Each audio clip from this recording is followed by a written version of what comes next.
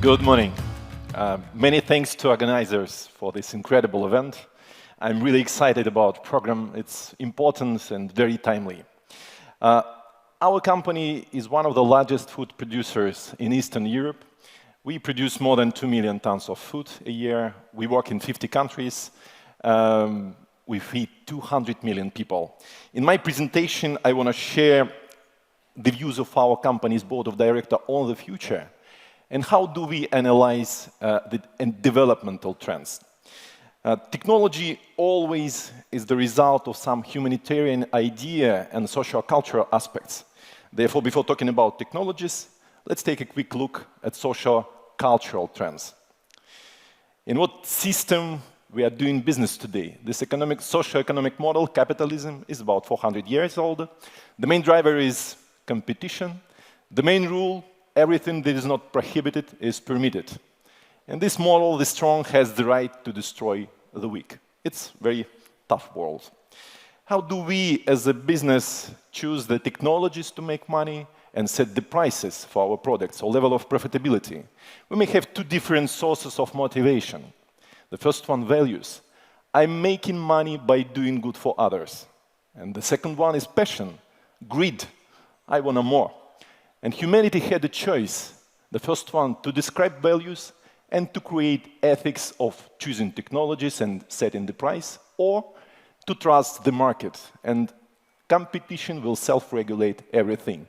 So people have chosen the simple option to trust the market. I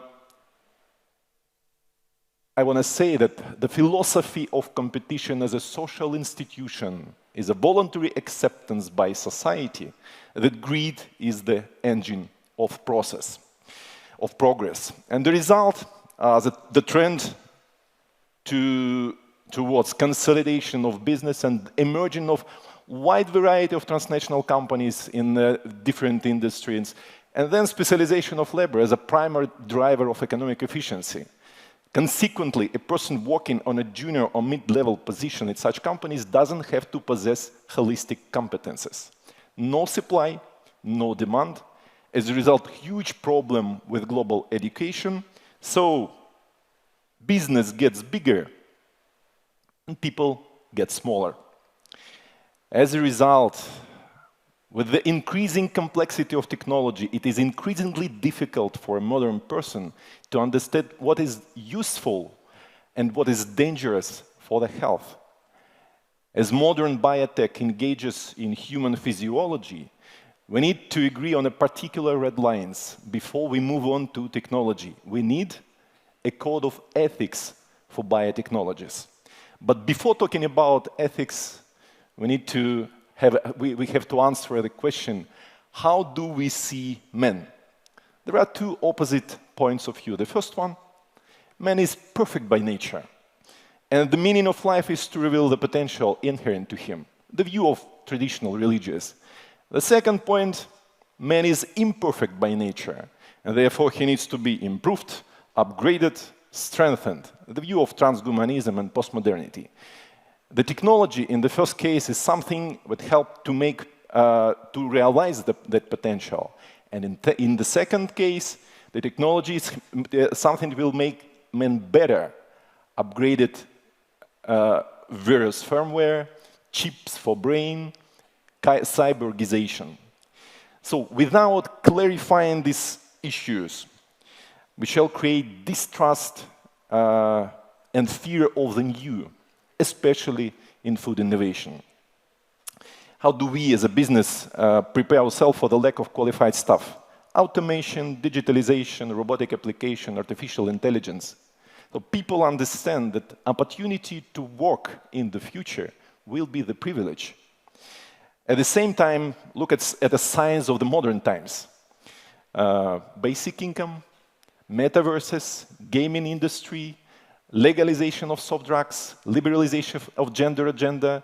So a simple person would say, it looks like I'm being prepared to be transferred to the state of a vegetable, ideal consumer. I'm not needed here. What is a natural reaction to these trends? Even greater distrust of everything new in technology. So I want to say that transparency of motives is one of the key consumer requests amongst others. Food today is becoming not only a source of protein, fats, and carbohydrates, but also a humanitarian mission. What problems are we solving? To feed part of population well and to leave the rest to chance, or, and I'm sure we are here to make it reality, to provide all of humanity with tasty, affordable, healthy food produced in harmony with nature. Our company completely changed its strategy 5 years ago. We asked ourselves a simple question: what challenges does food industry faces today? We found 3 of them. The first one is famine. The way food is produced today, 10 billion people can't be fed the way it's produced today, the food is produced today. The second one is environment. The way food is produced today is a perfect way to ruin the planet. And the third one is health. Food industry makes too many compromises in terms of chemicals, pesticides, herbicides, growth hormones, antibiotics, etc. So we assumed that if our products and our technologies will meet each of these challenges at the same time, then we will have the future. Then we noticed biotech startup in Y Combinator, which developed fats from microorganisms. And very clearly, we saw the end of our core business. Total disruption from precision fermentation. We said ourselves, if we do food and don't do biotech, sooner or later, biotech will start doing us and our food.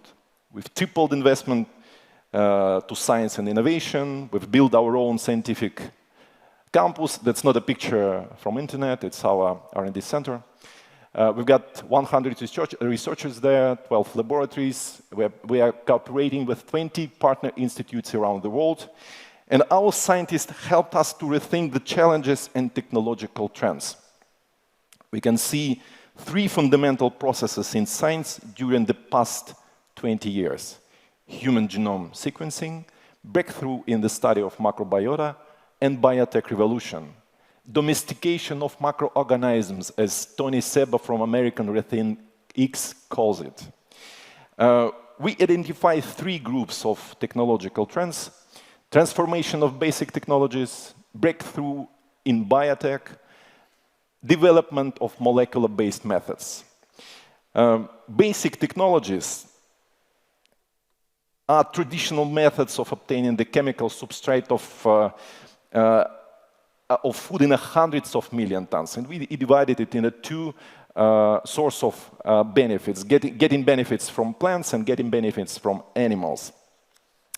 And plants are the key source of nutrients and food mass. And we see 2 main trends in this subgroup: diversification management, purity and uniformity of molecules. It helps us, it provides us opportunity to produce plant-based alternatives, for example, on a very different level of quality and taste.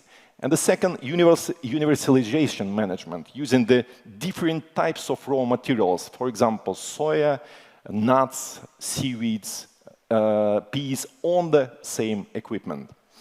Seaweeds.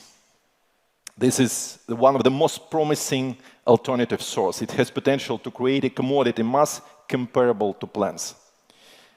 Modern industrial livestock farming will face increasing challenges in discreditation and discrimination, with a simultaneous increase in demand at least twice. All this will create demand for technologies that eliminate the use of chemicals and minimize the greenhouse effect. The second group of trends, breakthrough in biotechnology. 20 years ago, 1 kilogram of recombinant protein cost $1 million. It's difficult to imagine. Today, the price is approaching to $10. It cost dropped by 100,000 times. We live right inside biotech revolution. And the fermenter itself has today turned into an industrial bioreactor. We can produce fats and proteins there. We can cultivate meat there and develop biotechnological analog of milk fat. It is unlikely that biotechnology will replace plants or animals as a source of food in the millions of tons, but it's clear that it will play a crucial role in the food of the future. And some countries, for example, here in GCC, will be able to completely solve some of the food security issues. Molecular-based methods. This section of trends deals with cells and directly affects both basic and biotechnologies. For example, in plant science, these are innovations in protein extraction methods and creation of flavors. In the same trend, the development and creating of sweet protein. It's 1,000 times sweeter than sugar, but without any insulin response. But with the most promising and the most inspiring direction of molecular technologies is cellular nutrition, something that transforms our understanding of the very possibilities of influencing the quality of human life. What makes it possible to radically change our understanding of the health, longevity, and quality of life, at least in the last 20, 30 years. We makes it possible, we analyze the source of different protein, fats, carbohydrates. We divide it into 3 groups: doubtfully promising, questionably promising, promising. These slides will be available, but I want to focus your attention on sugar alternatives. Do you know what share of sugar cane and sugar beet is in the total volume of food production in the world? So in the world, we produce 10 billion tons of the food. As a reference, wheat and rice with 700 million tons. Do you have an idea about sugarcane and sugar beet? 2 billion. 2 billion tons, 20%. It's the most favorite food ingredient for the food technologists. One of the most cheapest dry substance. The completely pointless use of the ecosystem, and the perfect example of the product that is not good for the human and very bad for the planet. The question, is it possible to feed 10 billion people? And before answering this question, I suggest to remember how humanity solved this problem in the last century. 70 years ago, there was 2.5 billion people on the planet, and everyone was waiting for famine. The Green Revolution saved humanity from hunger. And its main driver is chemicals, synthesized nitrogen fertilizers, pesticides, industrial veterinary medicine, mechanization, intensive cultivation of new lands, irrigation with powerful pumps. Humanity for the first time reached those waters which never had been accessed, and monoculture of burlock. But there was a very high side effect of this green revolution. 30% of emissions, food system share, 2 billion hectares of destroyed forests, and now we are in the process of deforestation. Lost 30% of fertile arable land. And biodiversity is being destroyed, and a lot of health trade-offs. Even if today we compromise on health and decide to simply feed, then we will have a natural limiting factor, the unit of nature. This is an aggregated indicator of each technology's use of arable land, fresh water, climate resistance, impact on biodiversity, and carbon footprint. At this point, I want to focus your attention. This is a very popular point of view that is enough to achieve carbon neutrality in the food, and all problems will be solved. This is incorrect. Carbon emission is only one of 5 elements that form the cost of unit per nature, the cost per unit of nature. And if we will focus on only one and ignore the rest, we will have the problem. The conference is called Healthy Innovation. Interesting question. What kind of food we can call green, healthy, and sustainable? I believe this food should meet 3 mandatory criteria: being good for the people, being good for the planet, with minimal cost per unit of nature, and being affordable, or at least with potential for mass production in the future. In our company, we made our choice. These criteria have become our investment mandate, and for 5 years we've been reinvesting all we earn into this kind of technologies. Therefore, we developed plant-based alternative in meat and milk. We are the #1 player in Russia in this segment. We developed sweet protein, fats from macroorganisms, cellular nutrition, and we're investing in solutions for healthy longevity. So, is it possible to feed 10 billion? Yes, it is. But we all need to work hard together, business, scientists, society, and governments, and we need to cooperate, not to compete. I have a personal dream.